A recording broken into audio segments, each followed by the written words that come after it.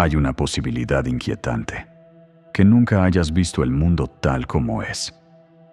Que los colores no estén allá afuera, que el sonido no exista como lo escuchas, que la forma de las cosas, la distancia, la textura, incluso esta sensación de estar aquí, sean una traducción.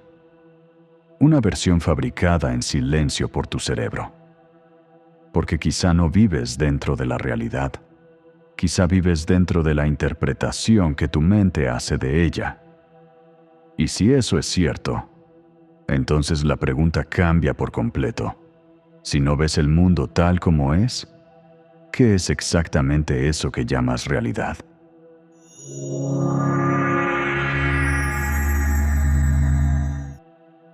Si este tipo de viajes nocturnos te acompañan bien, puedes suscribirte al canal, dejar tu like y quedarte por aquí.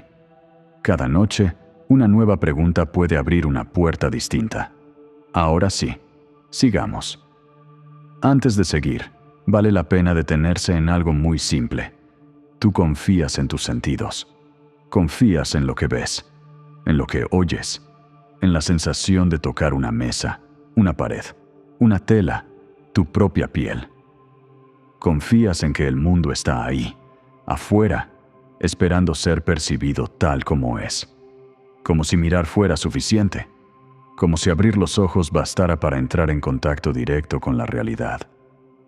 Y no es una idea extraña, es la más natural de todas.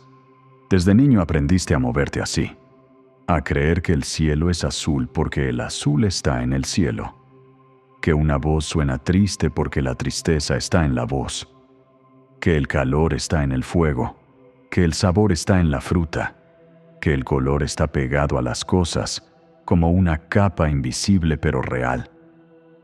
Parece obvio, parece indiscutible, parece el suelo más firme que tienes. Pero la neurociencia, la física, la psicología y la filosofía llevan mucho tiempo abriendo una grieta en esa certeza. No percibes el mundo tal como es. Percibes una versión, no una mentira completa, no una fantasía arbitraria, no una alucinación constante. Una versión, una construcción, sin una experiencia interna fabricada a partir de señales, inferencias, filtros, predicciones y correcciones. Eso quiere decir algo profundamente extraño, que entre tú y lo real no hay un vidrio limpio, hay un sistema de traducción. Tus ojos no ven colores en el mundo, captan ciertas longitudes de onda de la luz. Tus oídos no oyen sonidos como si flotaran ya terminados en el aire. Detectan vibraciones. Tu piel no toca objetos en el sentido en que tu mente los siente. Responde a presión, temperatura, textura, señales eléctricas. Y luego, en silencio, a una velocidad que jamás notas, tu cerebro convierte todo eso en mundo. Convierte señales en cielo, vibraciones en música, fotones en rostro, presión en caricia, patrones en amenaza, cambios en significado. Vives dentro de esa conversión. Y como has vivido allí desde siempre, casi nunca te das cuenta de que es una conversión. La sientes como realidad directa, como contacto puro, como presencia inmediata. Pero no lo es del todo. Piensa en algo simple. La luz no tiene color por sí misma del modo en que tú vives el color. El color es una experiencia generada por un sistema nervioso al interpretar ciertas frecuencias de radiación electromagnética. El rojo que ves no existe allá afuera como rojo. Existe una franja del espectro, y existe tu cerebro convirtiendo esa franja en la cualidad íntima que llamas rojo. Lo mismo ocurre con el sonido. Afuera hay compresiones y rarefacciones en un medio, ondas, frecuencias, movimiento. Pero el sonido que sientes, la textura de una voz, la calidez de una guitarra, la aspereza de un trueno, todo eso también es experiencia construida. Tu cerebro no encuentra un mundo terminado, lo compone. Y cuanto más piensas esto, más extraña se vuelve la vida cotidiana. Porque entonces una taza deja de ser solo una taza. Pasa a ser una especie de acuerdo temporal entre materia, luz, sistema visual, memoria, lenguaje y expectativa. La ves, la reconoces, la nombras, la sientes sólida, la das por obvia, pero lo que realmente ocurre es mucho más complejo. Hay una forma física ahí fuera, sí, pero lo que tú experimentas como taza es el resultado final de un proceso interno inmenso que simplifica, organiza y estabiliza el caos sensorial para entregarte algo manejable. Manejable. Esa palabra importa mucho. Porque quizá el cerebro no evolucionó para mostrarte la verdad desnuda. Quizá evolucionó para ofrecerte una interfaz útil. Como la pantalla de un teléfono. Tocas un icono azul y crees que estás manejando algo simple. Pero debajo de ese icono hay procesos electrónicos complejísimos que no ves. No porque no existan, sino porque no los necesitas para usar el sistema. Tal vez tu experiencia del mundo funciona de una forma parecida. No ves el código profundo de la realidad. Ves la interfaz que te permite sobrevivir, decidir, moverte, evitar daño, buscar alimento, reconocer rostros, cuidar vínculos, interpretar amenazas. No la verdad completa, la versión útil. Y si eso es cierto, entonces muchas cosas cambian al mismo tiempo. Cambia tu idea de percepción. Cambia tu idea de certeza. Cambia tu idea de lo que significa ver, oír, tocar, recordar. Y cambia, sobre todo, tu idea de la realidad como algo simple y directo. Porque quizá nunca has estado frente al mundo puro. Siempre has estado frente a una traducción extremadamente sofisticada. Eso no hace tu vida falsa. La vuelve más misteriosa. No significa que todo sea ilusión en el sentido banal de que nada importa. Significa algo más interesante. Que lo que llamas mundo vivido es una colaboración constante entre lo que hay y la manera en que tu mente puede construirlo. Y esa colaboración no es pasiva. No es una cámara grabando. No es un espejo copiando. Es una actividad, una edición, una apuesta permanente del cerebro sobre qué está ocurriendo allá afuera. Por eso, a veces, se equivoca. Y cuando se equivoca, aparece una de las pistas más fascinantes de todas: las ilusiones. Las ilusiones son inquietantes por una razón muy simple. No solo te engañan, te delatan. Delatan que no ves el mundo tal como es.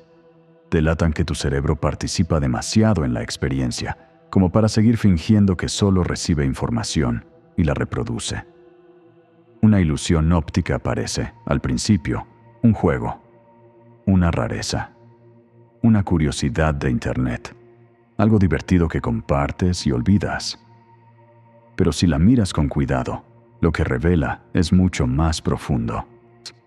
Revela que tu experiencia visual no es una fotografía del mundo, es una interpretación activa.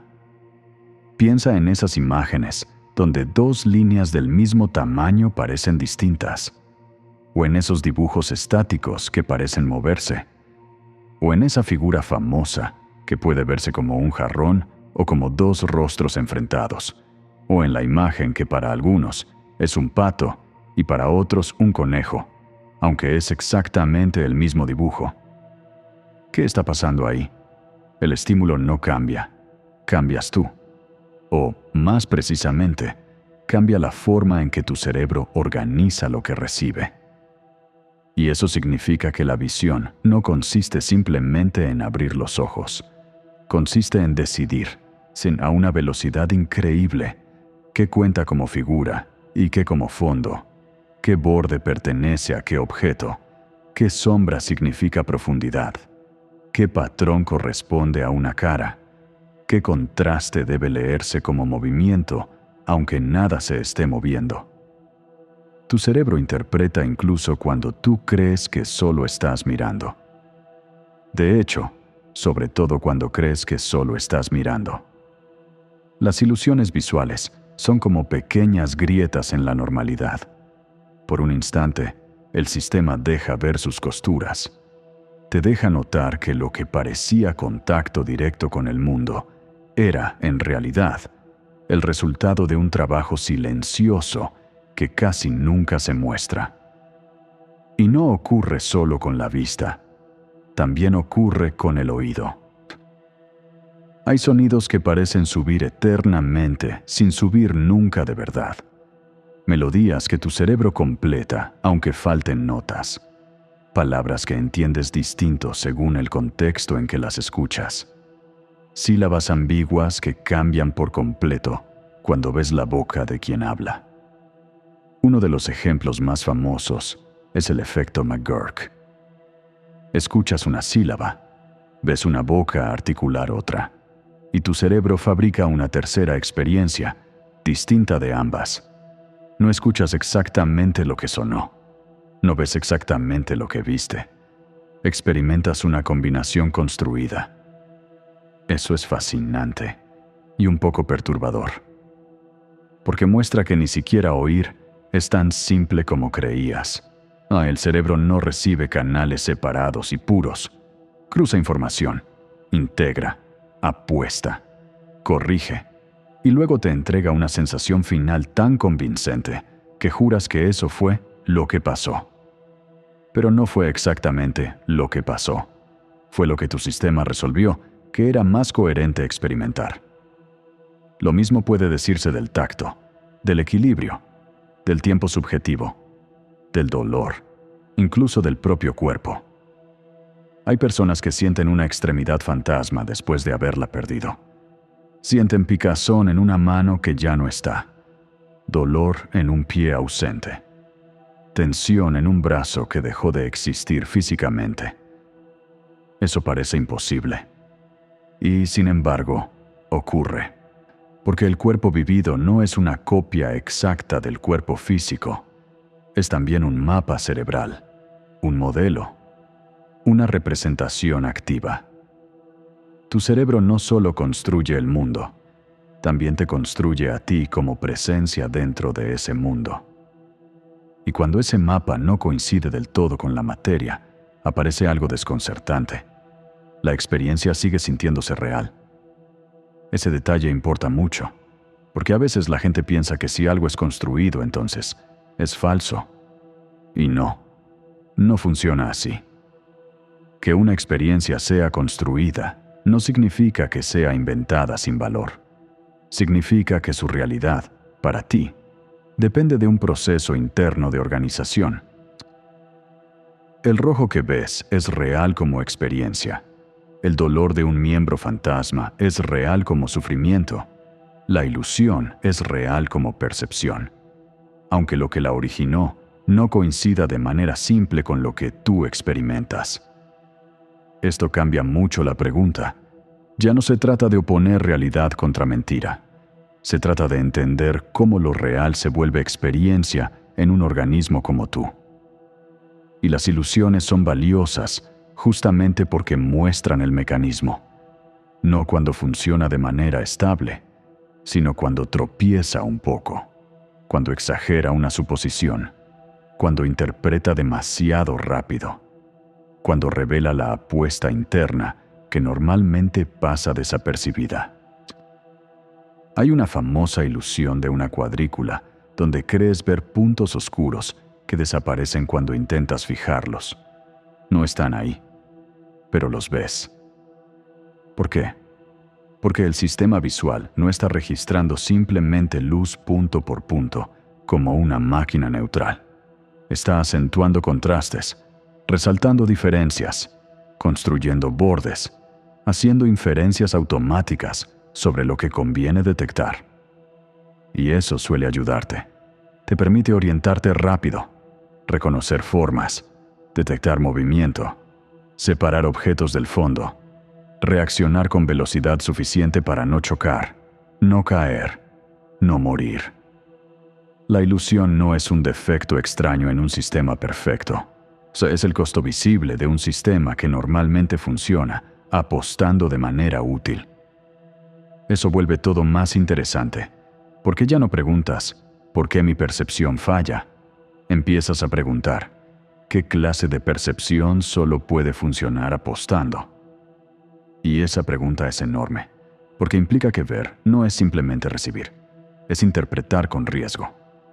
Tu cerebro hace apuestas sobre profundidad, continuidad, bordes, movimiento, sonidos, rostros, intenciones, estados emocionales, amenazas. La mayoría del tiempo acierta lo suficiente. A veces se equivoca. Y cuando se equivoca, ves la ilusión. Pero la ilusión no es un accidente aislado. Es una pista. Te muestra que el cerebro no espera pasivamente a que el mundo le entregue una verdad terminada. La fabrica con los materiales que tiene. De hecho, muchas veces prefiere una interpretación coherente, aunque no sea exacta, antes que el caos puro de señales sin sentido. Eso dice algo muy profundo sobre tu experiencia. La percepción prioriza sentido, no neutralidad absoluta. Y quizá por eso las ilusiones son tan desestabilizadoras, porque por un segundo te obligan a ver que la normalidad es mucho más frágil de lo que parecía, que la seguridad con la que dices «yo vi esto», «yo escuché esto», «yo sentí esto», está sostenida por un sistema que interpreta más de lo que admite. No solo interpretas ideas, interpretas realidad desde el primer instante. Piensa en lo que esto significa para la vida cotidiana. Dos personas pueden mirar la misma escena y salir con experiencias diferentes, no solo por ideología, memoria o emoción, también por atención, expectativa y construcción perceptiva. Lo que para uno era una amenaza, para otro era una broma. Lo que para uno era desprecio, para otro era cansancio. Lo que para uno era belleza, para otro apenas era fondo. Y si eso ya ocurre en situaciones comunes, imagina cuánto más poderoso se vuelve en territorios complejos, como el amor, el miedo, el trauma, la política, la identidad o la memoria. Las ilusiones, entonces, no son una curiosidad aislada, son una advertencia filosófica. Te dicen algo muy simple y muy difícil de aceptar. La experiencia no es el mundo, es tu acceso al mundo. Tu acceso, no el mapa completo, no la cosa en sí, no una transparencia total. Eso no hace inútiles a tus sentidos, hace más humilde tu certeza. Quizá por eso estos experimentos fascinan tanto, porque tocan una fibra muy íntima. No solo ponen en duda un dato visual, ponen en duda tu confianza en la inmediatez. Te obligan a sospechar que entre el universo y tú hay un trabajo secreto ocurriendo todo el tiempo. Un trabajo de organización, de selección, de síntesis, de adivinación informada. Y esa última idea nos lleva al siguiente paso. Tal vez el cerebro no solo interpreta lo que recibe, tal vez, en un sentido profundo, intenta anticiparlo antes de recibirlo por completo. Y aquí la historia se vuelve todavía más extraña, porque quizá el cerebro no espera a que el mundo termine de mostrarse para empezar a construirlo. Quizá empieza antes. Durante mucho tiempo imaginamos la percepción como una especie de camino de una sola dirección. Primero llega el estímulo, luego el cerebro lo procesa. Después aparece la experiencia. Parece lógico, parece limpio, parece casi obvio. Pero en las últimas décadas, muchas teorías en neurociencia han propuesto algo mucho más inquietante. No percibes primero y entiendes después. Tu cerebro intenta adivinar primero y corregir después. Eso cambia todo. Porque entonces la percepción deja de parecerse a una cámara y empieza a parecerse más a una apuesta informada, sofisticada, casi siempre útil, pero apuesta al fin. El cerebro predictivo, en términos simples, funciona así. No espera pasivamente señales del mundo como si estuviera vacío. llega ya cargado de expectativas, de memoria, de modelos, de hábitos, de probabilidades aprendidas. Mira el presente con el peso del pasado encima. Y con ese peso intenta anticipar lo que está ocurriendo afuera antes de tener toda la información. Luego compara lo que esperaba con lo que efectivamente entra por los sentidos y corrige, o insiste, o reajusta. Percibir sería entonces algo más parecido a una conversación entre predicción y error que a una simple recepción de datos. Tu cerebro dice, en silencio, creo que esto es una cara. Creo que esa sombra significa profundidad. Creo que esta voz viene triste. Creo que ese sonido pertenece a un objeto que cayó. Creo que esta forma es una taza. Y luego la información sensorial responde. A veces confirma, a veces contradice, a veces obliga a revisar, a veces no alcanza para desmentir la predicción, y entonces tu experiencia sigue el camino que el cerebro ya había preparado. Eso explicaría muchas cosas.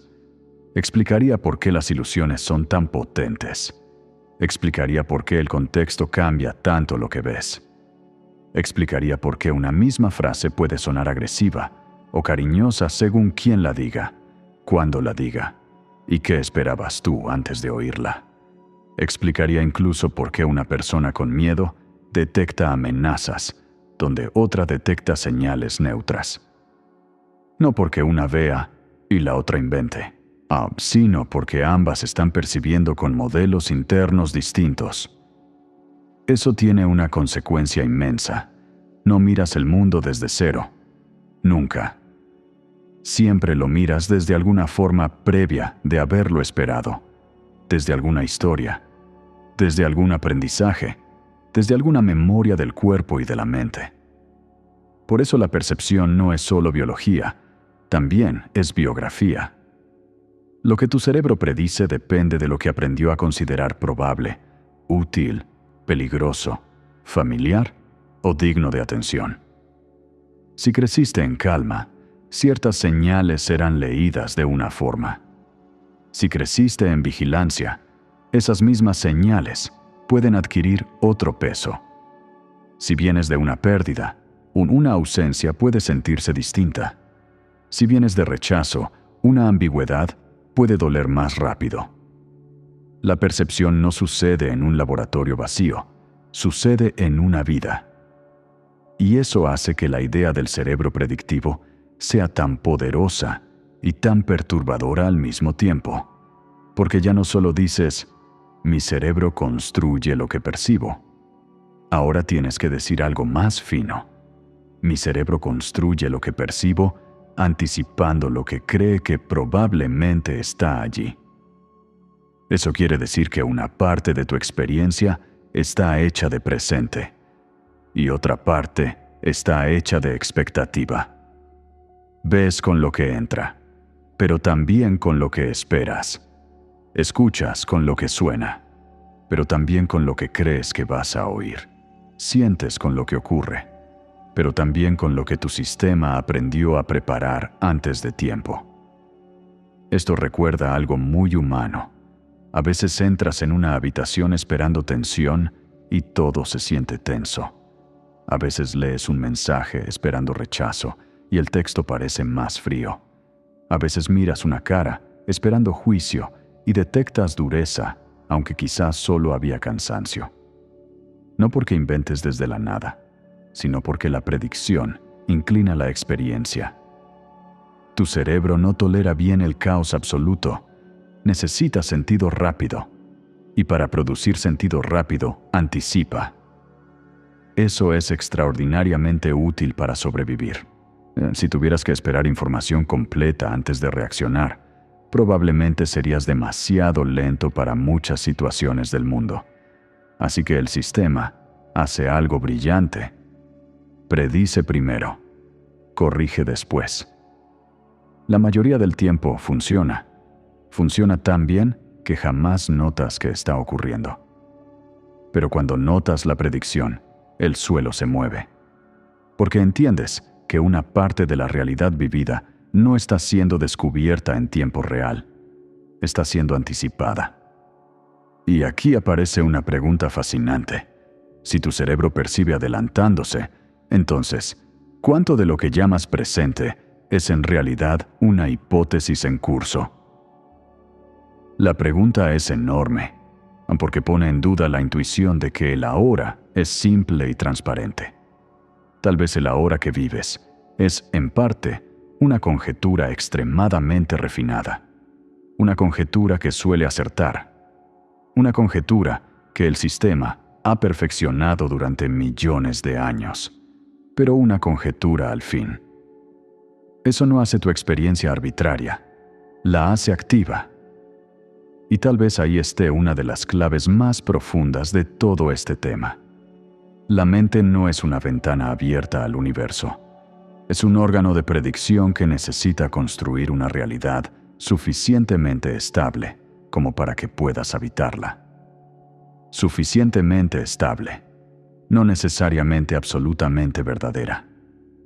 Eso abre una grieta filosófica inmensa. Y porque entonces la pregunta ya no es solo ¿qué hay ahí afuera? La pregunta pasa a ser ¿qué clase de mundo necesita construir un cerebro humano para poder sobrevivir y actuar?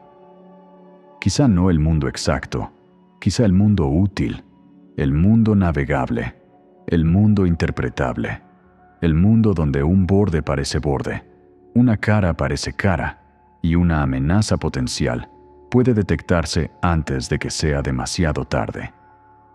Esto también ayuda a entender por qué dos personas pueden habitar experiencias tan diferentes frente a una misma situación. No están recibiendo solo los mismos datos, están prediciendo desde historias distintas. Una persona entra en una conversación esperando cercanía. Otra, conflicto. Una escucha calidez. Otra oye frialdad. Una ve oportunidad. Otra ve peligro. Y cuanto más sensible es el tema, más peso tiene la predicción. No solo en lo que piensas después, en lo que percibes desde el primer instante. Esto no se limita a experiencias emocionales. También ocurre en lo más básico. Ver una figura conocida en una nube, escuchar tu nombre en un ruido ambiguo, sentir un objeto en la oscuridad y completar su forma antes de haberlo tocado del todo. Reconocer una cara en una imagen borrosa. El cerebro siempre va adelante. Y eso es, quizá, lo más asombroso. Tu experiencia del mundo no es solo el resultado del mundo entrando en ti. Es también el resultado de ti saliendo, en forma de predicción, al encuentro del mundo. Sales hacia él con hipótesis, con mapas, con anticipaciones, y luego vuelves con correcciones. Percibir es, en ese sentido, una danza, no una captura pasiva. Una danza entre lo que hay y lo que esperas, entre señal y modelo, entre sorpresa y costumbre, entre error y ajuste. Y cuando lo piensas así, empiezas a sospechar algo todavía más grande. No solo que tu cerebro construye realidad, también que vive tratando de minimizar el error entre su modelo y el mundo. Eso significa que una buena parte de tu vida mental podría entenderse como un inmenso trabajo de reducción de sorpresa. Encontrar patrones, a confirmar regularidades, estabilizar el caos, dar nombre a lo que aparece, convertir ambigüedad en mundo habitable. Tal vez por eso el ser humano ama tanto las explicaciones, no solo por curiosidad, también por alivio. Una explicación baja incertidumbre, reduce sorpresa, le dice al sistema, ya entiendo esto, ya sé dónde ponerlo. Y cuando algo no puede ponerse fácilmente en ningún lugar, la mente se inquieta, predice peor, se acelera, busca más. Esto conecta de forma muy profunda la percepción con la emoción. Porque si percibir es anticipar, entonces sentir seguridad o amenaza modifica lo que anticipas. Y lo que anticipas modifica lo que vives como real. Un cerebro en calma construye un mundo distinto del que construye un cerebro en vigilancia. No porque cambie el universo, cambia el modelo con el que ese universo es recibido. Y ahí la pregunta se vuelve íntima, muy íntima. ¿Cuánto de tu mundo estás viendo y cuánto estás prediciendo? La pregunta no tiene una respuesta simple, pero sí abre una puerta muy antigua, una puerta filosófica que ya intuía algo parecido mucho antes de la neurociencia moderna. La vieja idea de que los seres humanos viven viendo sombras, creyendo que son la realidad completa. Mucho antes de que existieran escáneres cerebrales, modelos computacionales o teorías del cerebro predictivo, un filósofo griego ya había imaginado algo inquietante, que los seres humanos podían pasar la vida entera confundiendo sombras con realidad. Platón lo contó como una escena, no como una fórmula, no como una tesis fría, como una imagen. Imaginó a varias personas encadenadas dentro de una cueva desde su nacimiento. No pueden girar la cabeza, no pueden mirar detrás, solo ven la pared del fondo. A sus espaldas hay fuego. Entre el fuego y los prisioneros, otras figuras pasan cargando objetos. Esos objetos proyectan sombras sobre la pared. Y como los prisioneros nunca han visto nada más, creen que esas sombras son el mundo. No una parte del mundo, no un reflejo, el mundo. La historia es antigua, pero todavía duele, porque toca algo esencial. La posibilidad de que tu experiencia más obvia, más familiar, más íntima, no sea el contacto directo con la realidad, sino una representación, una traducción, una escena interna tan convincente que jamás sentiste la necesidad de dudar de ella. Durante siglos, esa alegoría se leyó sobre todo en clave filosófica y política, como una reflexión sobre ignorancia, conocimiento, educación, costumbre, poder y verdad. Y sigue siéndolo. Pero hoy también puede leerse de una manera nueva, casi neurológica, casi perceptiva. Quizá la cueva no sea solo una metáfora de la sociedad, quizá también sea una metáfora de la mente. Quizá vives, de algún modo, dentro de una cueva neuronal, no una prisión externa con piedras y fuego, una cueva hecha de percepción, memoria, lenguaje, predicción y filtros biológicos. No ves la cosa en sí, ves la sombra procesada que tu sistema puede construir. No porque estés condenado a una mentira total, sino porque todo acceso al mundo pasa por un órgano que interpreta. Y aquí la alegoría se vuelve más íntima todavía. Los prisioneros de Platón no saben que están viendo sombras, no tienen con qué comparar, no conocen otro tipo de acceso, las toman como realidad porque nunca han salido. Eso se parece demasiado a ti. No porque estés atrapado en una ficción grotesca, sino porque has vivido toda tu vida dentro de tu forma humana de percibir. Nunca saliste de ella. Nunca miraste el mundo sin sistema nervioso, sin lenguaje, sin historia, sin filtros, sin cerebro. No tienes un punto de comparación externo a tu propia experiencia. Por eso la experiencia se siente definitiva. Y ahí aparece una dificultad profunda, como sospechar de algo que te acompaña desde antes de cualquier recuerdo. Cómo dudar de la forma misma en que el mundo se te da. Platón intuía que salir de la cueva sería doloroso, no liberador en un sentido simple, doloroso. Los ojos, acostumbrados a la oscuridad, sufrirían la luz. La verdad no llegaría como caricia, llegaría como desorientación, como pérdida del mundo conocido, como ruptura de una comodidad antigua. Eso también sigue siendo actual, porque darte cuenta de que no percibes directamente la realidad no es solo una idea interesante, es una herida en la confianza espontánea. Obliga a renunciar a cierta inocencia, la inocencia de creer que ver es simplemente ver, que oír es simplemente oír, que sentir es simplemente sentir algo tal como es. No. Todo eso pasa por la cueva, por el filtro, por la construcción o por el sistema de sombras útiles que llamas experiencia. Y sin embargo, hay algo más inquietante todavía en la historia de Platón. Cuando uno de los prisioneros sale y luego regresa a contar lo que vio, los otros no quieren creerle. Se aferran a las sombras, las defienden, las prefieren. Eso dice algo enorme sobre la mente humana. No solo le cuesta descubrir que vive entre representaciones, también le cuesta muchísimo abandonar una representación conocida, incluso cuando descubre sus límites. La familiaridad tiene poder. La costumbre tiene poder. La interpretación compartida tiene poder. Y quizá por eso es tan difícil aceptar que no ves el mundo tal como es.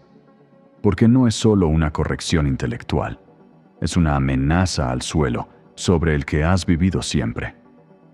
Si lo que ves es una construcción, entonces, ¿qué pasa con tus certezas? ¿Qué pasa con tus recuerdos? ¿Qué pasa con tus discusiones? ¿Qué pasa con todo aquello que jurabas haber percibido con tus propios ojos? La respuesta no es que todo se derrumba. La respuesta es más extraña.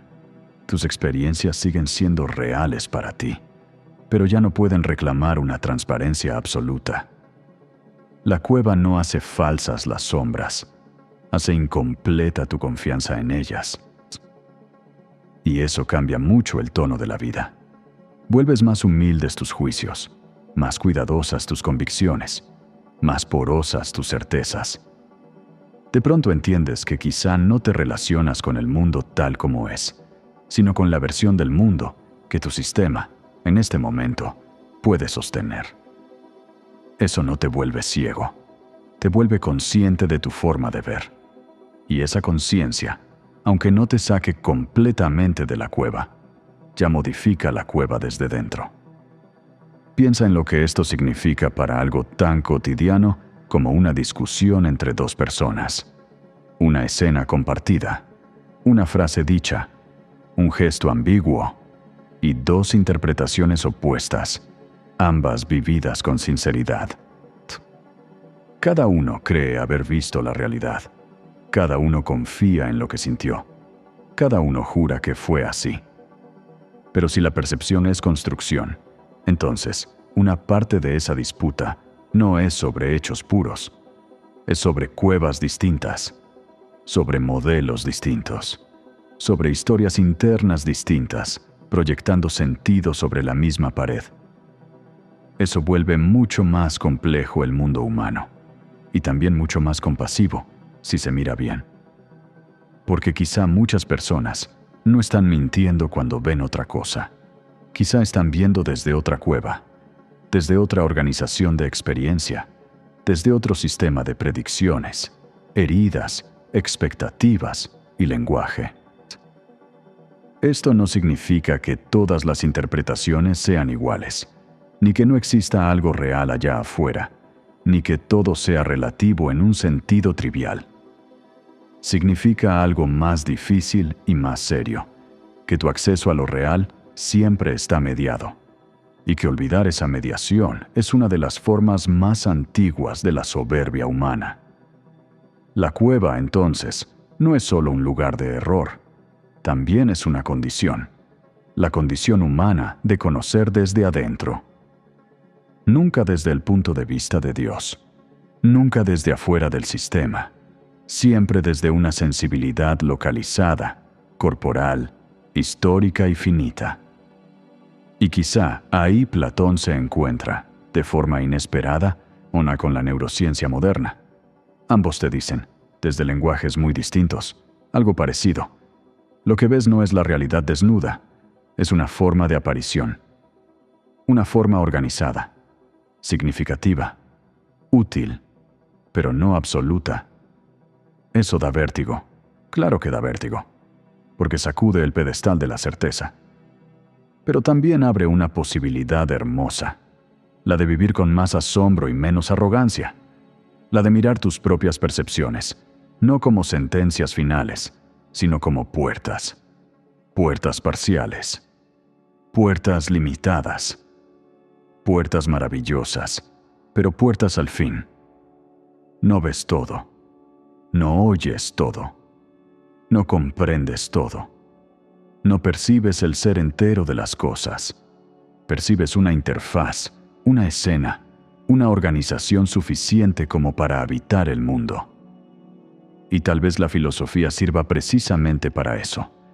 No para destruir la experiencia, sino para volverla menos ingenua. No para expulsarte de la cueva del todo, cosa que quizá ni siquiera sea posible, sino para que sepas que estás dentro de una, y que esa conciencia transforme tu forma de mirar. Porque cuando sabes que ves sombras organizadas, ya no las tratas igual. Ya no te aferras con la misma violencia. Ya no conviertes cada impresión en verdad definitiva. Ya no confundes tan rápido lo vivido con lo absoluto. Y entonces aparece la pregunta más grande de todas. Si la evolución no te hizo para ver la verdad completa, sino para sobrevivir, ¿qué parte del mundo estás dejando afuera cada vez que experimentas una realidad útil? Si la evolución tuviera que elegir entre darte la verdad completa o darte una percepción lo bastante útil como para seguir vivo, probablemente elegiría lo segundo. Y eso, aunque suene duro, tiene bastante sentido.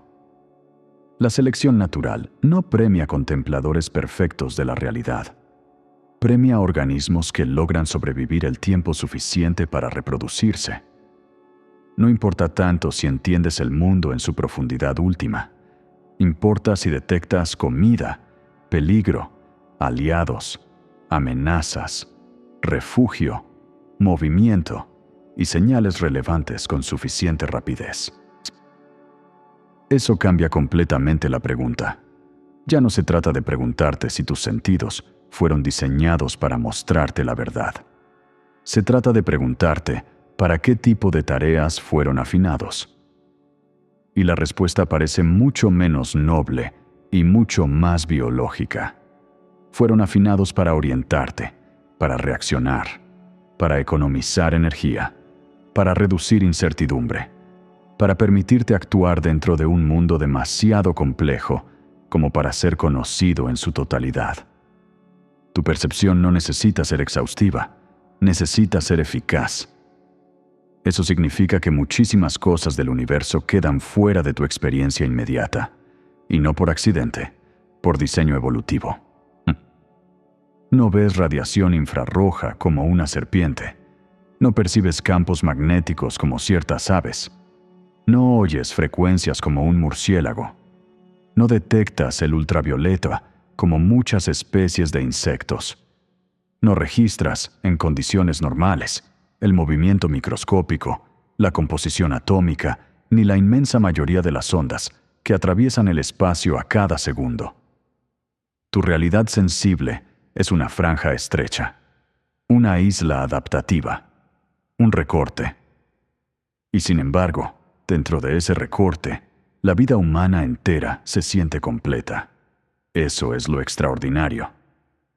Vives dentro de una interfaz tan convincente que rara vez recuerdas que es una interfaz. Como un usuario que toca iconos en una pantalla y olvida que detrás hay capas de código, electricidad, arquitectura lógica y procesos que jamás ve. Donald Hoffman, un científico cognitivo conocido por estas ideas, ha insistido justamente en algo parecido. La evolución, dice, no necesariamente favorece percepciones verdaderas. Favorece percepciones útiles para la supervivencia. No ves la realidad en sí. Ves una especie de escritorio biológico, una interfaz simplificada que te permite operar sin acceder a la maquinaria completa. La metáfora es poderosa. Cuando miras el icono de una carpeta en tu computadora, no crees realmente que adentro de la máquina exista una pequeña carpeta azul. Sabes, al menos en teoría, que ese dibujo es una simplificación amable de algo muchísimo más complejo. No es la verdad física del sistema, es una representación útil. Tal vez el color, la forma, la solidez y la continuidad de los objetos que ves funcionen, hasta cierto punto, del mismo modo. No como mentiras totales, como íconos adaptativos. El problema es que, a diferencia de la computadora, aquí no tienes acceso sencillo al código fuente del mundo. Tu experiencia es tan inmersiva que cuesta muchísimo recordarlo. Tocas madera y sientes madera. Ves cielo y sientes cielo. Escuchas una voz y sientes una voz. Todo parece directo. Todo parece dado. Todo parece cerrado. Pero quizá lo que llamas mundo sensible sea más parecido a una interpretación estable que a una revelación completa. Una simplificación extraordinaria. Una interfaz tan exitosa que te deja olvidar que es interfaz. Eso puede parecer que le quita valor a la experiencia. En realidad, le agrega profundidad. Porque entonces, cada cosa cotidiana se vuelve doble. Una mesa es una mesa, sí. Pero también es el modo en que un organismo humano, equipado con cierta historia evolutiva y cierto sistema nervioso, logra experimentar un conjunto de relaciones físicas de una forma suficientemente estable como para apoyar un vaso, escribir una carta o descansar los brazos. Esa mesa no desaparece, se vuelve más misteriosa. Y si eso es cierto para la mesa, también lo es para el rostro, para el paisaje, para la música, para el tiempo, para el dolor y para el yo. Todo lo vivido se vuelve el resultado de una negociación entre la complejidad del mundo y la capacidad limitada, pero extremadamente refinada, de un organismo para habitarlo. La evolución hizo una apuesta brillante: no darte totalidad, darte manejabilidad. No darte la textura última de la realidad, darte un mundo suficiente para no caer por un acantilado, para no ignorar un depredador, para reconocer a tus hijos, para leer una emoción en una cara, para encontrar agua, para seguir una huella, para sostener vínculos. Suficiente. A esa palabra vuelve. Y vuelve porque es central. La percepción humana no parece ser una ventana perfecta. Parece una economía, una edición, un presupuesto cognitivo. Tu cerebro no puede procesarlo todo. No puede mostrarte cada capa del universo con la misma nitidez. No puede darte simultáneamente la mecánica cuántica, la estructura molecular del aire, la historia térmica de un objeto y la información social relevante de una mirada. Todo, al mismo tiempo y con la misma prioridad. Tiene que elegir. Tiene que resumir. Tiene que ocultar mucho para volverte funcional. Y aquí aparece una idea casi paradójica. Lo que no ves también te ayuda a vivir. Si percibieras demasiadas capas del mundo a la vez, quedarías paralizado. Si cada objeto llegara con toda su complejidad física desnuda, si cada escena viniera con todos sus niveles simultáneos de información, quizá actuar sería casi imposible. La simplificación no es una traición al organismo, es una condición de posibilidad. Eso explica por qué la realidad vivida tiene forma, continuidad, color, límites claros, objetos relativamente estables y categorías reconocibles. No porque el universo tenga obligación de presentarse así en su nivel más profundo, sino porque un cerebro humano necesita esa presentación para orientarse sin colapsar. Lo útil se siente natural, y por sentirse natural, parece verdadero en sentido absoluto. Pero quizá lo natural solo sea lo habitual para una especie con una historia concreta. Un pez habita otro recorte, un águila, otro, un murciélago, otro, una abeja, otro. Si pudieras cambiar de sistema sensorial, quizá el mundo dejaría de parecerse a sí mismo. no porque el universo cambiara, sino porque la interfaz cambiaría. Eso es una idea desestabilizadora, porque obliga a admitir que la realidad vivida por un organismo depende profundamente del organismo que la vive. El mundo de una abeja, atravesado por ultravioleta y otras relevancias, no es el mundo de un humano.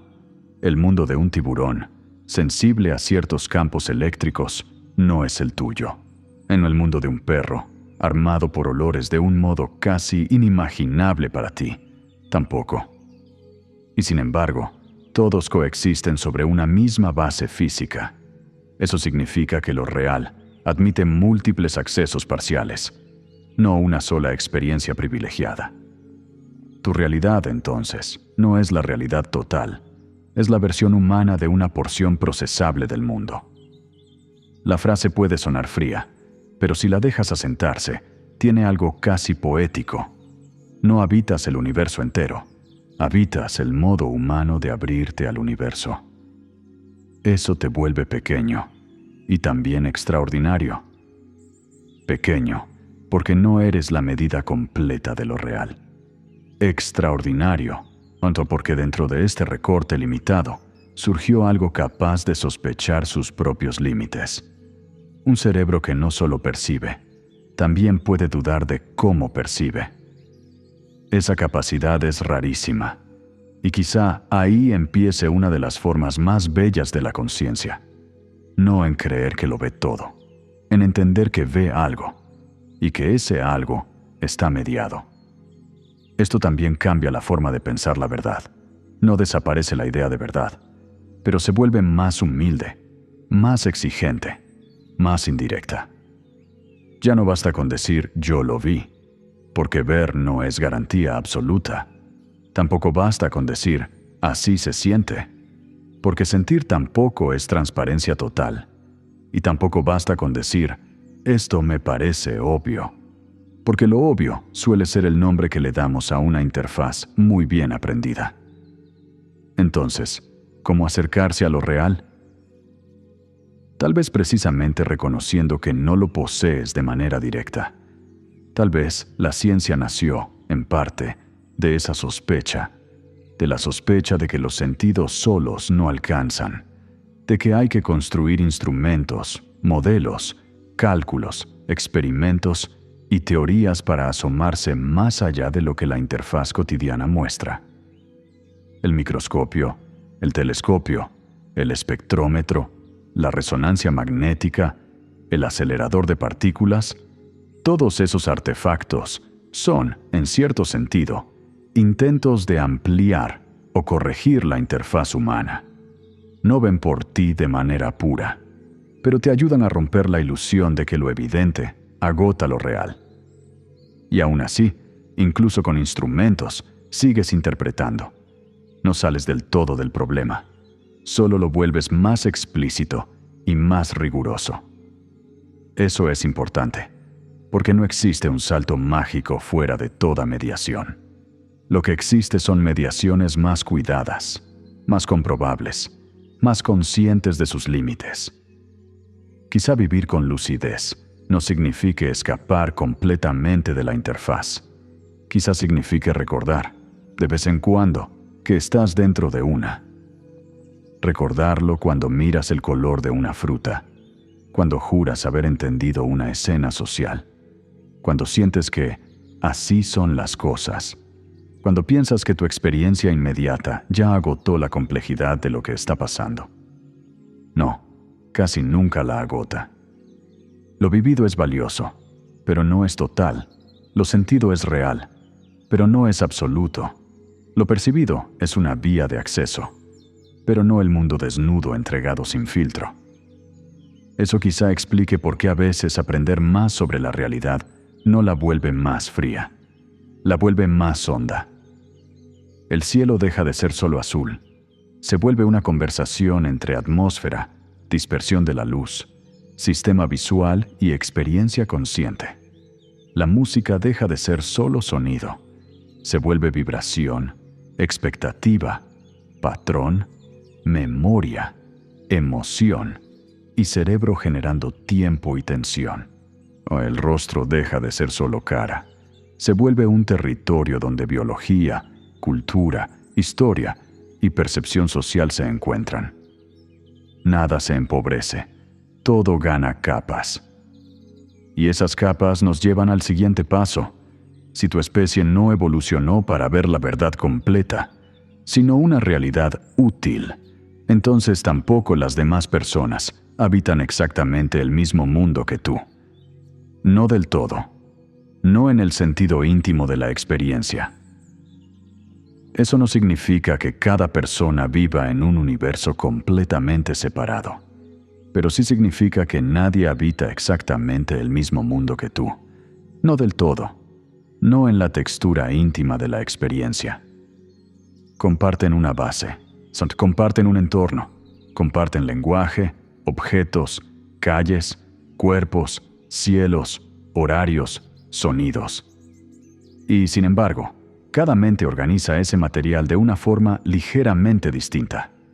A veces no tan ligeramente. Dos personas pueden estar en la misma habitación y vivir escenas internas muy diferentes. Una siente seguridad, otra amenaza. Una percibe calidez, otra tensión. Una escucha silencio, otra escucha juicio.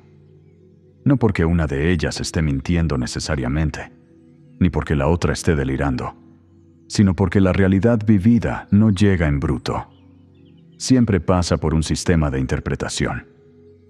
Y ese sistema no está hecho solo de neuronas. Está hecho también de historia, de memoria, de idioma, de cultura, de vínculos, de heridas, de costumbres, de deseos, de miedo. Por eso el mundo humano es mucho más movedizo de lo que parece. No solo porque cambian las cosas, también porque cambia el modo en que aparecen para cada conciencia. Piensa en algo tan simple como una palabra. La misma palabra puede caer de manera totalmente distinta según quien la diga, cómo la diga, en qué momento llegue y qué historia tengas tú con ella.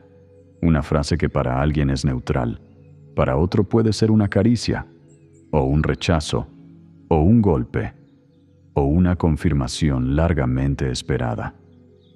Lo mismo ocurre con un gesto, o con una ausencia, con una puerta que no se abre, con un mensaje que tarda, con una risa en una mesa, con una mirada que dura medio segundo. La experiencia humana está llena de detalles físicamente mínimos y psicológicamente inmensos, porque el cerebro no percibe solamente lo que ocurre, percibe lo que eso podría significar. Y el significado nunca llega solo desde afuera, llega de la unión entre el mundo y tu historia. Eso se vuelve todavía más claro cuando entra en juego el dolor, o el amor, o el trauma. Una persona que ha sido herida muchas veces por el abandono no percibe el silencio igual que alguien que creció sintiéndose sostenido. Pero una persona que ha vivido humillación no escucha una broma del mismo modo que alguien para quien el mundo ha sido más amable. Una persona enamorada mira un rostro y ve un universo. Otra ve simplemente una cara. No porque una sea más racional y la otra más ingenua, sino porque ver nunca ha sido solo recibir luz. Ver es también cargar sentido. Y el sentido está hecho de experiencia acumulada. Quizá por eso es tan difícil, a veces, explicarle a alguien lo que algo se sintió para ti. Tú intentas contarlo como si fuera un hecho, pero en realidad estás intentando traducir una realidad construida desde dentro. No solo dices, pasó esto, o en el fondo intentas decir, así se organizó el mundo dentro de mí cuando eso pasó. Y esa traducción rara vez es perfecta. Las palabras ayudan, pero no alcanzan del todo. Tal vez por eso tantas discusiones humanas son tan desesperantes, porque no solo se discuten hechos, se discuten mundos vividos. Cada uno cree estar defendiendo la realidad, y, en cierto sentido, lo está, pero no la realidad entera. La realidad tal como se organizó en su percepción, en su memoria, en su sensibilidad y en su lenguaje. Eso no significa que todo sea relativo en un sentido vacío. No significa que no haya hechos. No significa que cualquier interpretación valga lo mismo. Significa algo más complejo, que el hecho y la experiencia del hecho no son lo mismo, y que la distancia entre ambos puede ser enorme. Esto explica algo muy humano y muy doloroso. Dos personas pueden amarse y aún así no habitar el mismo mundo emocional. Pueden recordar una misma etapa de formas opuestas. Pueden salir de una misma conversación con heridas distintas. Pueden vivir el mismo vínculo como refugio o como encierro, como alivio o como amenaza. La realidad compartida nunca está tan compartida como creemos. Y eso no solo ocurre entre personas, también ocurre entre tú y tus versiones pasadas. El mundo que veías a los 10 años no es el mundo que ves hoy. No solo porque aprendiste más cosas, sino porque cambió tu sistema de interpretación. Cambió tu cuerpo, cambió tu memoria, cambió tu miedo, cambió tu deseo, cambió la forma en que organizas el significado de una escena. La misma calle no es la misma calle para el niño, para el adulto, para el enamorado, para el que vuelve después de una pérdida, para quien se despide, para quien regresa. Las piedras quizá estén en el mismo sitio, pero el mundo vivido no. Eso vuelve a la realidad algo muchísimo más fluido, no en el sentido de que no exista, sino en el sentido de que siempre aparece mediada por una forma de vida común. Y ahí entra la cultura.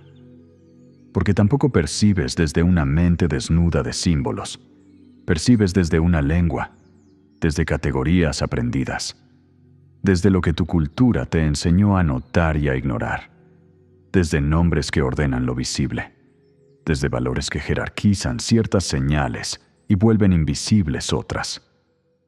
Incluso los colores, las emociones y las relaciones cambian sutilmente según el mundo simbólico en que fuiste formado. Lo que una cultura nombra con precisión, otra apenas lo percibe. Lo que una considera normal, otra lo interpreta como amenaza o como rareza. Lo que una vuelve central, otra lo deja en segundo plano. Eso significa que no solo eres un cerebro construyendo realidad, eres también una conciencia educada para construirla de ciertas maneras. Y cuanto más piensas esto, más difícil se vuelve sostener la fantasía de que tu experiencia inmediata es la medida completa de las cosas. Tu realidad es real para ti. Sí, pero está atravesada por filtros biológicos, emocionales, lingüísticos y culturales. Esa idea puede parecer incómoda, y lo es, porque obliga a ceder una ilusión muy querida, la ilusión de que ver algo claramente equivale a poseer la verdad entera sobre eso. No. A veces ver claramente solo significa ver con mucha fuerza desde tu posición. Y aquí aparece una consecuencia muy profunda. No comprender esto no solo cambia la filosofía, también cambia la ética. Porque si cada persona vive dentro de una realidad construida parcialmente desde su historia, su cuerpo y su modelo del mundo, entonces escuchar a otro deja de ser solo oír sus opiniones. Se vuelve, en cierto modo, asomarte a otra organización de la experiencia. No siempre para darle la razón, no siempre para aceptar todo, pero sí para reconocer que detrás de ciertas diferencias puede haber mundos percibidos de forma realmente distinta.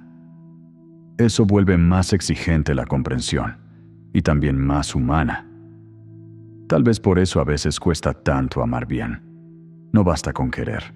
No, hay que aprender a intuir que el otro no vive exactamente en tu misma interfaz, que su miedo no resalta las mismas cosas, que su memoria no guarda las mismas escenas con el mismo peso, que su sistema de predicción no marca los mismos peligros, ni las mismas promesas, ni las mismas pérdidas.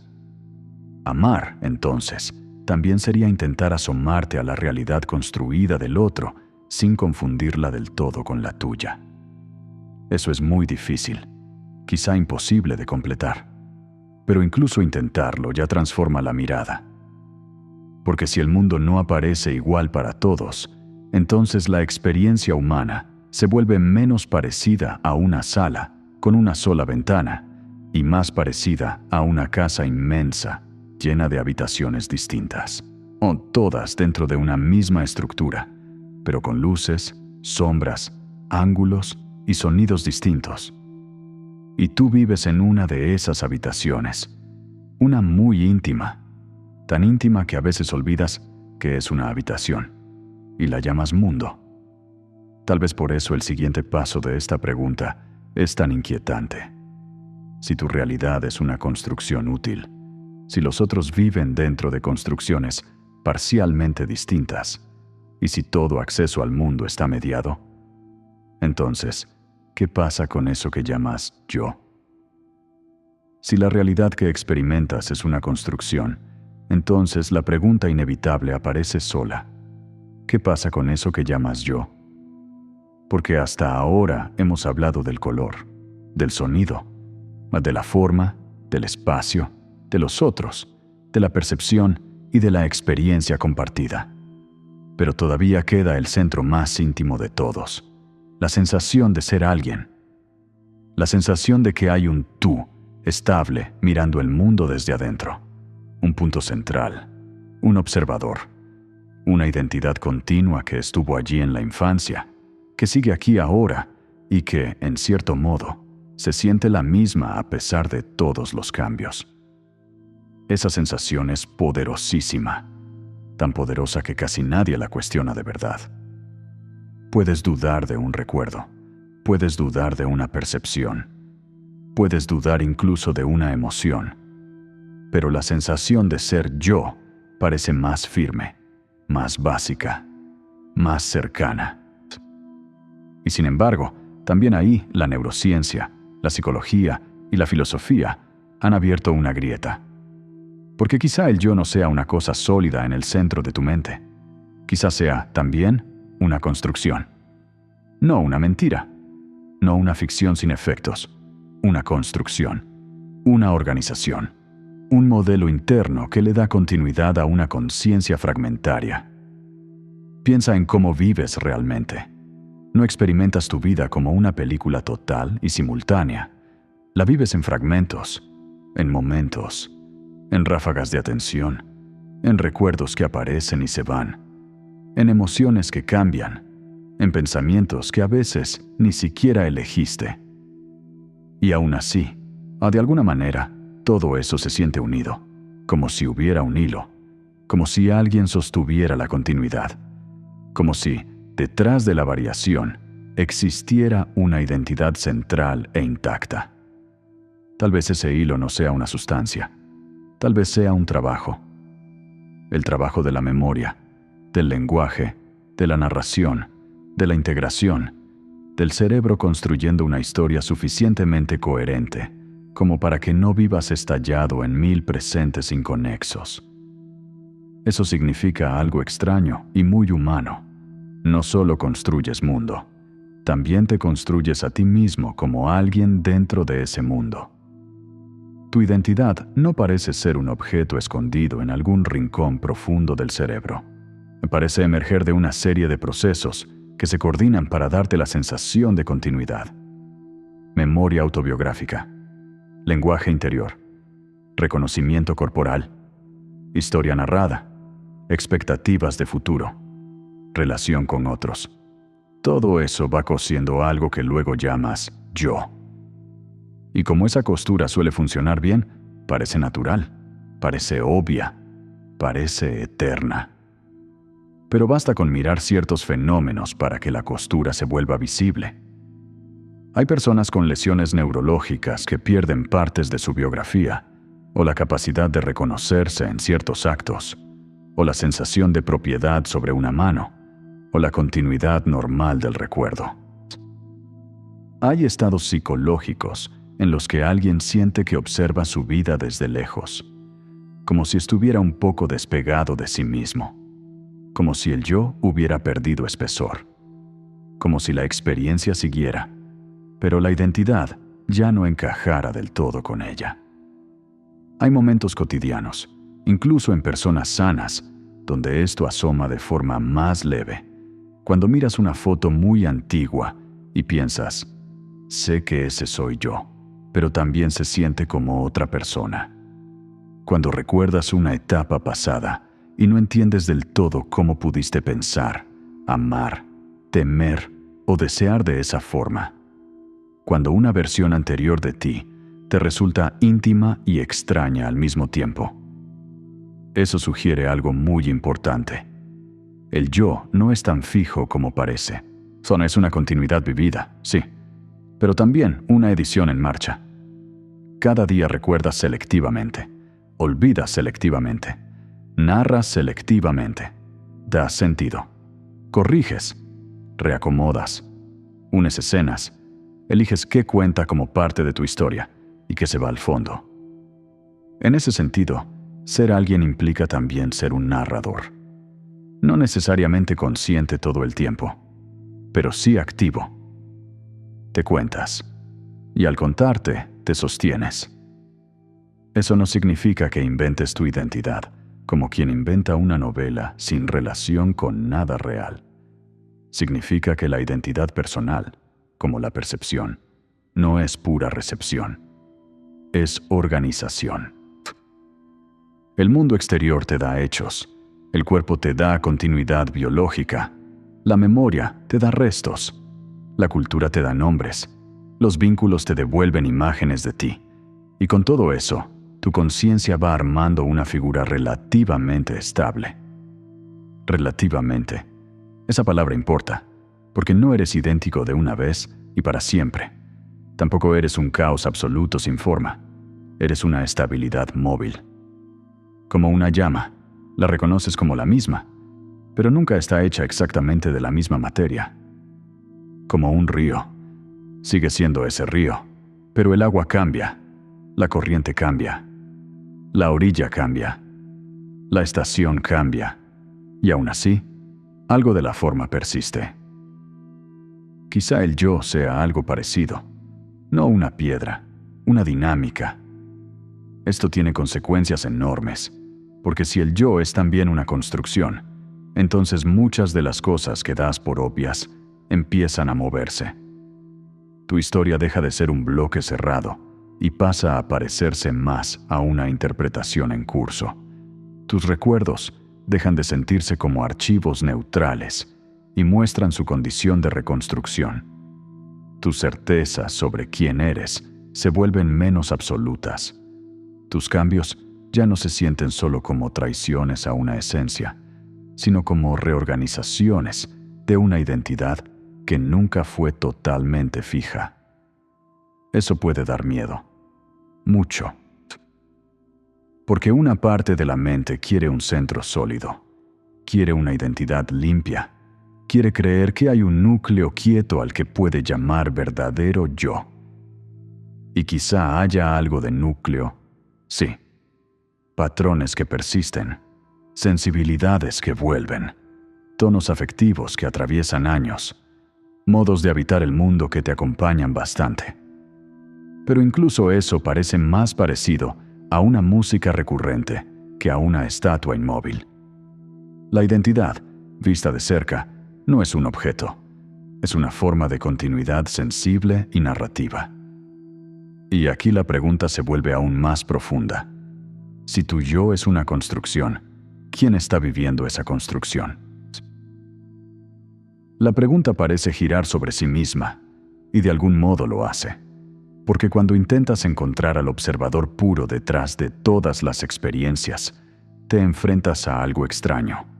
Encuentras pensamientos, encuentras recuerdos, encuentras sensaciones, encuentras una voz interior, encuentras una imagen de ti, pero no encuentras fácilmente una entidad simple, separada y definitiva, observándolo todo desde un trono central. Muchos filósofos, desde distintas tradiciones, chocaron con esta dificultad. David Hume, por ejemplo, decía que cuando miraba dentro de sí, nunca encontraba un yo estable, solo una sucesión de percepciones.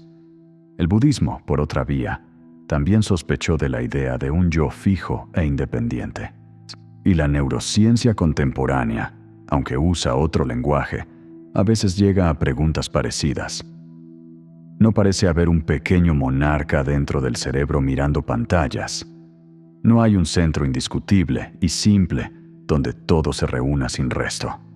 Hay procesos distribuidos, modelos, integraciones parciales, narrativas, unificación suficiente. Suficiente. Otra vez esa palabra. Suficiente para que puedas decir yo. Suficiente para que recuerdes una infancia. Suficiente para que respondas por tus actos. Suficiente para que ames, prometas, temas, aprendas y te reconozcas en el espejo. Pero quizá no una identidad metafísica sólida, cerrada y completamente transparente a sí misma. Eso no destruye la persona, la vuelve más viva, más compleja, más abierta al tiempo. Porque si el yo es una construcción, entonces también puede transformarse, no arbitrariamente, no de cualquier manera, pero sí de maneras profundas. Puedes revisar tu historia, puedes descubrir que un relato sobre ti ya no te describe bien. Puedes notar que llevabas años viviendo dentro de una versión vieja de ti mismo. Puedes ver que ciertas heridas organizaron demasiado tu realidad. Puedes cambiar la forma en que te nombras y con eso cambiar también la forma en que el mundo aparece. Eso es inmenso, porque significa que la realidad y la identidad no están separadas, se construyen juntas. El mundo que ves afecta a quien crees ser, y quien crees ser afecta el mundo que ves. Una persona que se siente indigna percibe señales distintas. Una persona que se sabe amada habita las mismas escenas con otra respiración. Una persona que se cuenta como fracasada encuentra pruebas por todas partes. Una persona que se reorganiza por dentro empieza a notar puertas que antes no existían. No porque el universo haya cambiado por completo, porque cambió una parte del modelo que lo interpreta. Y entonces llegamos al borde más inquietante de todos. Si el mundo es una construcción, si los otros viven en construcciones parcialmente distintas, si el yo también es una construcción narrativa y perceptiva, entonces, ¿qué queda de lo real? Esa es la pregunta que queda flotando después de todo lo anterior. Si no accedes al mundo de forma directa, si tu percepción es una construcción, si tu identidad también es, en parte, una organización narrativa y biológica, entonces, ¿qué parte de la realidad tocas realmente? La pregunta parece peligrosa, como si al hacerla pudieras vaciarlo todo, como si cada cosa perdiera consistencia, como si el mundo estuviera a punto de volverse humo. Pero quizá no. Quizá la consecuencia no sea que nada es real. Quizá la consecuencia sea más sobria y más extraña, que lo real nunca se te da desnudo, siempre aparece. Aparece en una forma, en una interfaz, en un fenómeno, en una experiencia organizada para una conciencia limitada. Eso no elimina la realidad. Lo que elimina es la fantasía de poseerla por completo. Tal vez el mundo no desaparece cuando entiendes que está mediado. Tal vez se vuelve más profundo, porque ya no confundes la aparición con la totalidad. Lo que tocas es real, pero no agota lo real. Lo que ves es real como experiencia, pero no coincide sin resto con la estructura última de lo que existe.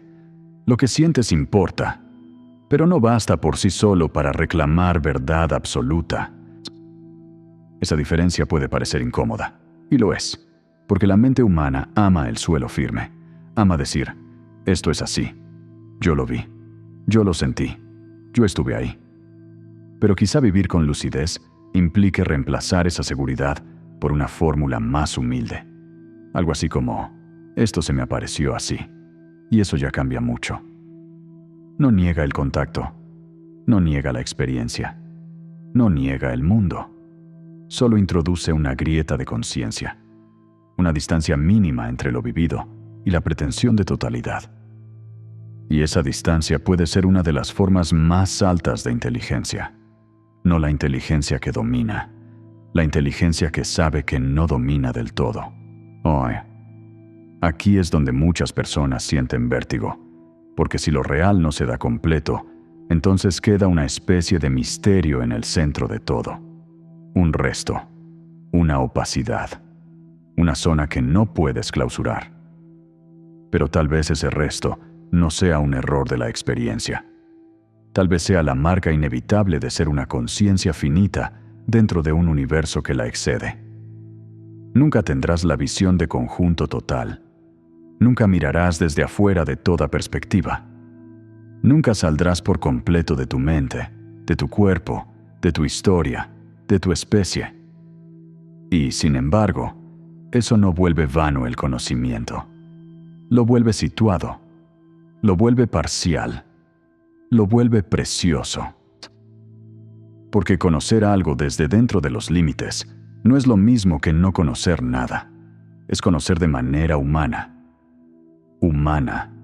Esa palabra importa, porque a veces el deseo de certeza absoluta es también el deseo de dejar de ser humano por un instante, de mirar como si no tuvieras cuerpo, como si no tuvieras historia, como si no tuvieras emoción, como si no fueras una conciencia encarnada, localizada y temporal. Pero no puedes, y quizá no deberías querer del todo. Porque lo humano, con toda su limitación, también trae algo que ninguna abstracción pura podría darte. Trae experiencia, trae significado, trae dolor, sí, pero también trae belleza, trae cercanía, trae el color vivido, la música sentida, la memoria, el amor, el rostro reconocido, el tiempo compartido. Todo eso es construcción, y también es vida. Quizá ahí esté una de las claves más delicadas de todo este viaje. Que una experiencia sea construida no la vacía, la sitúa. No te dice que el beso no importa, porque es un fenómeno neurobiológico. No te dice que la música no existe, porque son vibraciones y predicciones. No te dice que el cielo es menos hermoso, porque el azul no está realmente en el cielo como lo imaginas. Te dice algo más difícil y más bello, que la belleza ocurre en la relación, aunque el mundo vivido nace del encuentro entre una realidad que te excede y una mente capaz de hacerla aparecer de cierto modo. Y eso no es poca cosa. Es, quizá, el milagro sobrio de la conciencia. No conocer la cosa en sí como un Dios, pero sí poder habitar una forma del mundo donde haya sentido, donde haya rostro, donde haya música, donde haya árbol, sombra, tacto, voz, noche y memoria. La realidad última puede permanecer parcialmente oculta, y aún así, la experiencia humana puede seguir siendo intensamente real en el nivel donde la vida ocurre. Eso cambia también la forma de mirar la ciencia y la filosofía, ya no como disciplinas que vienen a destruir la experiencia cotidiana, sino como formas de volverla menos ingenua y más vasta. La ciencia no te arranca el color para dejarte un universo gris. Te muestra que el color es un acontecimiento entre luz, materia y sistema nervioso. La filosofía no te roba el yo para dejarte vacío. Te muestra que el yo es una construcción dinámica, más delicada y más cambiante de lo que creías. La neurociencia no mata el misterio, lo desplaza, lo vuelve más preciso y de algún modo más hondo. Porque ahora el misterio ya no está solo en qué hay allá afuera, también está en cómo es posible que una parte del universo llegue a experimentarse a sí misma de esta manera. Tú eres esa parte. Una porción de materia organizada de tal forma que puede abrir mundo. Eso es extraordinario. Y también muy frágil. Frágil, porque tu acceso a lo real depende de un cuerpo, de un cerebro, de un tiempo, de una atención, de una historia, de una salud, de una red de procesos que pueden cambiar, fallar, alterarse o terminar. Extraordinario, porque a pesar de todo eso puedes hacer preguntas que superan por mucho tu escala inmediata. Puedes dudar de tus sentidos. Puedes cuestionar tu identidad. Puedes sospechar de la interfaz. Puedes mirar el cielo y saber que lo que ves no agota lo real. Esa sospecha es, tal vez, una forma alta de libertad. No te saca del sistema, pero evita que te quedes completamente dormido dentro de él. Evita la obediencia total a la apariencia. Evita la ingenuidad de creer que todo lo que se siente real es total. Evita la soberbia de confundir tu acceso con la realidad misma. Y al evitar eso, cambia incluso la forma en que vives. Cambian tus certezas. Cambian tus discusiones. Cambian tus juicios sobre otros. Cambia la forma en que recuerdas. Cambia la forma en que te piensas. Porque si sabes que vives entre construcciones, entonces tal vez también puedas mirar con más cuidado aquellas construcciones que te hacen sufrir. Las ideas rígidas sobre ti, las interpretaciones automáticas, las identidades cerradas, los miedos que parecen hechos y a veces son modelos viejos intentando explicar el presente. Esto es importante, muy importante, porque la pregunta por la realidad no es solo cósmica o filosófica, también es íntima. ¿Qué de tu sufrimiento viene del mundo? ¿Y qué parte viene del modo en que tu mente organiza el mundo? ¿Qué de tus certezas son hechos? ¿Y qué parte son predicciones nunca revisadas? ¿Qué de tu identidad es continuidad viva? ¿Y qué parte es una historia muy repetida? No para negar el dolor, no para culparte por construir mal, sino para dejar de tratar toda experiencia como si ya viniera cerrada desde afuera. Tal vez no. Tal vez la experiencia está más abierta de lo que parece. Tal vez lo que llamas realidad vivida tiene más plasticidad, más mediación y más posibilidades de reorganización de lo que sospechabas. Eso no significa que puedas inventar cualquier mundo por pura voluntad. Sería absurdo. Hay límites, hay materia, hay cuerpo, hay historia, hay hechos, hay dolor real, hay pérdida real, hay muerte real. Pero incluso dentro de esos límites, la forma en que el mundo aparece no es fija. La percepción cambia, la identidad cambia, la interpretación cambia, la experiencia cambia. Y eso significa que la realidad humana no es una piedra inmóvil, es una relación viva. Una relación entre lo que existe y la forma en que puedes recibirlo, organizarlo y habitarlo. Tal vez esa sea la mejor respuesta posible a la pregunta que nos trajo hasta aquí. No vives fuera de la realidad, vives dentro de una forma humana de realidad. No tocas la cosa en sí de manera pura, tocas la aparición que tu mente y tu cuerpo pueden sostener. Y sin embargo, en esa aparición cabe la vida entera. Cabe el amor, cabe el miedo, cabe la infancia, cabe la música, cabe la noche, cabe esta pregunta. Y quizá, después de todo, eso no sea una pérdida. Quizá sea la condición misma del asombro. Y quizá eso sea lo más bello y lo más inquietante al mismo tiempo, que nunca hayas vivido fuera de una interpretación, y que, aún así, dentro de esa interpretación, todo lo importante de tu vida haya ocurrido de verdad. Has amado de verdad. Has sufrido de verdad. Has esperado de verdad. Has perdido de verdad. Has mirado un cielo, una cara, una ciudad dormida, una fotografía antigua, y algo en ti ha respondido con una emoción que no necesita ser absoluta para ser profunda.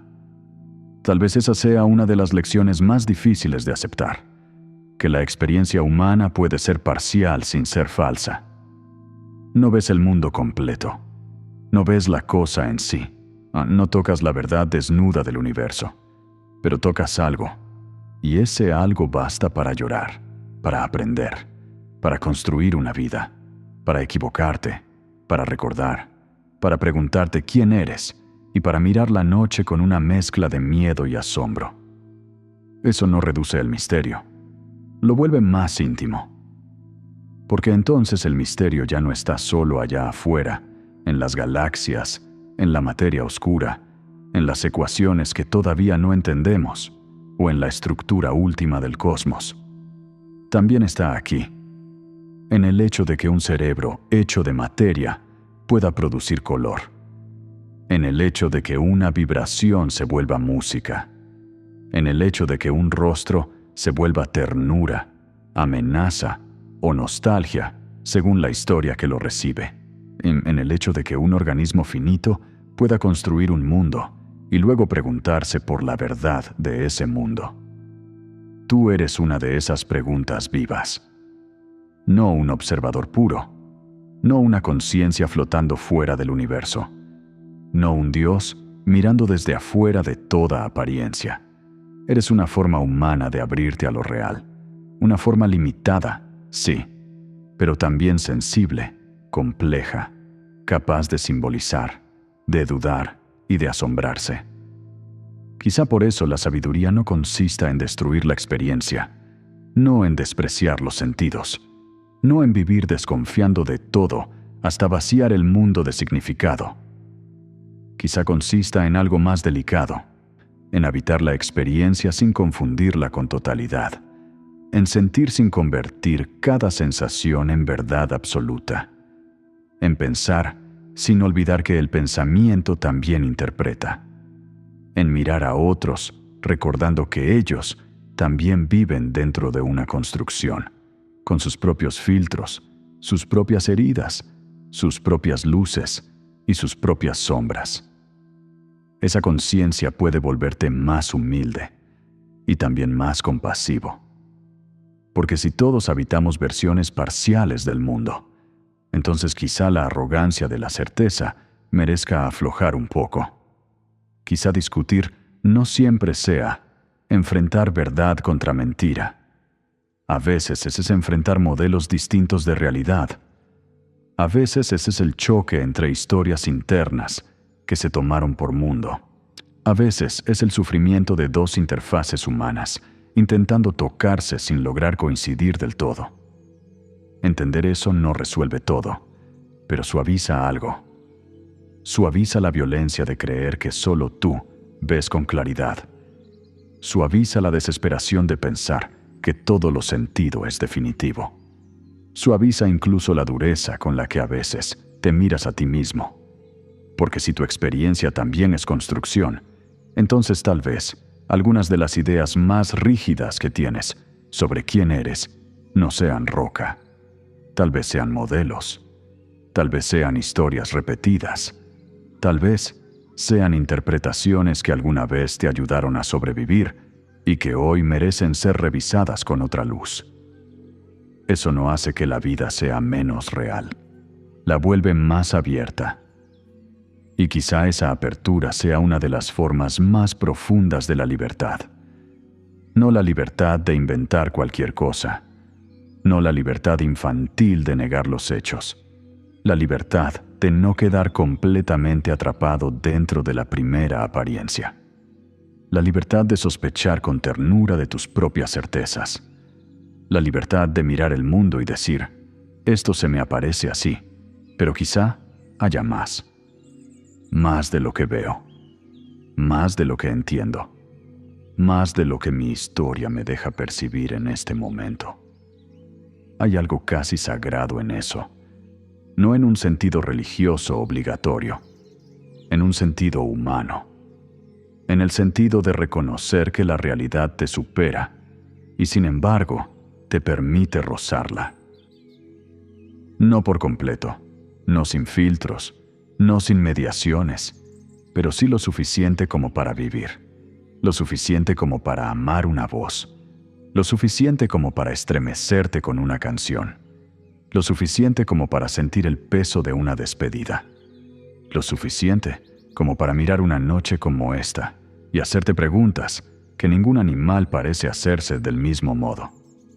Tal vez mañana vuelvas a mirar una mesa y siga siendo una mesa. Y un árbol siga siendo un árbol. Y el cielo siga siendo azul. Pero quizá algo en tu mirada ya no será igual.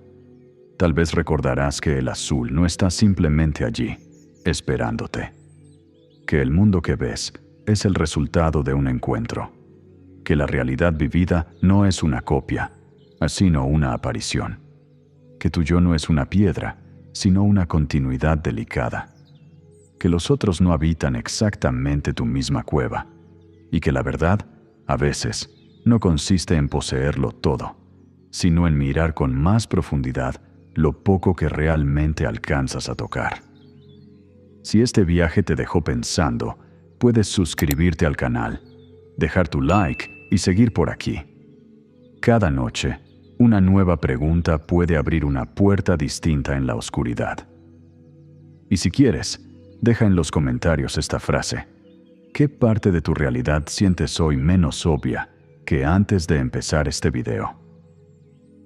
Mientras duermes, tu mente despierta